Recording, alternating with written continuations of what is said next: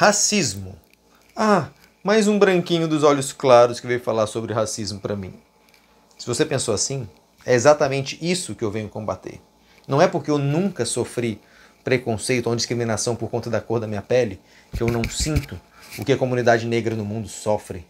Eu sinto, eu fico indignado. Cenas como um policial branco ajoelhado no pescoço de um negro. Cenas de um pequeno jovem na favela do Rio de Janeiro ser atirado dentro de casa pelas costas.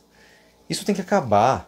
E se a gente for pensar na cultura do nosso país e do mundo como um todo, está enraizado. Se a gente for pensar nisso, está enraizado na nossa cultura. Parece que a escravidão ainda existe, ainda está no nosso DNA. A gente tem que quebrar isso. Isso tem que ser desconstruído da mente do ser humano. Eu vim de família de classe média, então eu estudei em escola particular.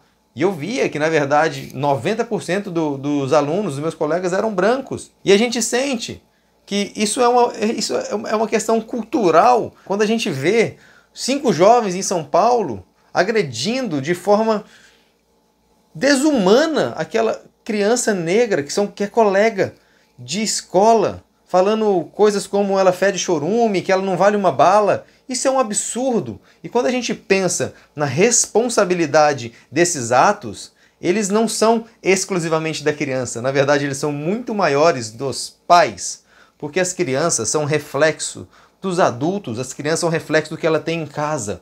Então, se essas crianças tiveram uma atitude preconceituosa contra alguém com uma cor de pele diferente da sua, isso está vindo de casa. E aí a gente pensa, os pais são preconceituosos e repassam esse sentimento para os filhos, porque se não fosse, os filhos não estariam fazendo isso. Isso é questão de exemplo. E a gente for pensar nos nossos pais, nas pessoas mais velhas, eu via várias pessoas do meu ciclo, quando eu era criança, fazendo piada de negro, fazendo piada de índio, fazendo piada de uma discriminação que hoje eu olho para trás e falo, cara, como é que alguém ria disso? Como é que isso fazia sentido alguém rir disso? Tem que desconstruir isso da mente do ser humano. E eu acho que esse processo tem que ser acelerado. Não dá mais pra gente viver num mundo como esse. Eu fico indignado. Eu venho aqui externar a minha gratidão por aparecer Isa no mundo, por aparecer Ludmilas, que ressaltam a cultura da periferia e traz pro Domingão do Faustão uma figura negra que representa a mulher sex symbol do país. Que hoje tem uma boneca negra para criança, que na minha época não existia, só existia a Barbiezinha do cabelo loiro, dos olhos claros, isso era o padrão de beleza. Hoje a minha filha, a primeira boneca que ela ganhou foi uma boneca negra, e é a boneca que ela vive grudada e que ela dorme junto com ela. A gente precisa desconstruir isso urgente. Isso é um absurdo a gente pensar em supremacia branca ainda, se isso ainda remete a algum tipo de discussão, algum tipo de manifestação em cima disso. E o povo tem que sentir isso. A minha indignação é o fato de que se existe esse tipo de atitude, é porque tem gente que ainda concorda.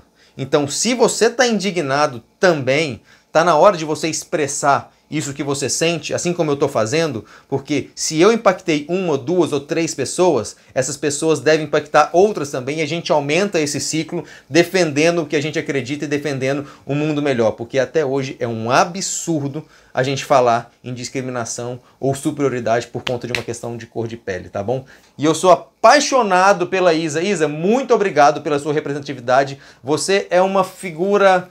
É um exemplo muito grande para a sociedade como um todo e você, assim, é uma diva que eu admiro e que você precisa, sim, continuar com essa bandeira de representatividade que a gente precisa, sim, mudar essa cultura dessa cabeça do pessoal. Então, se você pensou que eu sou um empresário do olho claro, branco e que estou falando sobre negro, repense as suas ideias e reconstrua, faça um mindset para o mundo que a gente está vivendo hoje.